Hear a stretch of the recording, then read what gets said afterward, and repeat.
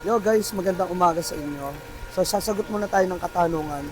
Eto, so basahin natin guys, hindi natin mabasa yung pangalan niya. Pero grabe tiwala mo sa mga buyer. May time ba na may hindi nagbalik sa'yo ng bayad? Tas tangay na yung binili. Opo, actually maraming beses na yan. Ilang beses na nangyari sa amin dito yan. Lalo pag maraming tao guys, kasi agawan kami dito sa customer.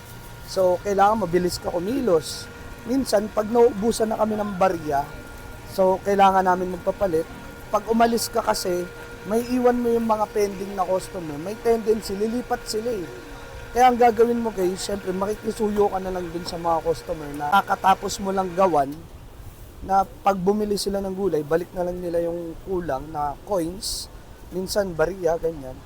Minsan may time na hindi na nila nababalik ng intentionally. Minsan hindi naman nila sinasadya, ganyan. Hindi natin alam pero maraming beses na ho. Hindi lang barya-barya. Minsan may 50 pesos, may 20 pesos, may 30 pesos. Wala tayong magagawa, ma'am, kasi hinahabol ko yung ibang customer na nakapending dito, namimili. Kasi pag hindi ko yan binigyan, lilipat yan, guys. Ako rin mawawala ng customer. Yun nga lang, yung tinubo ko sa una, natangay lang din niya. So wala rin akong tinubo. Wala, ganun talaga eh. Yun lang guys. Sana nasagot yung tanong.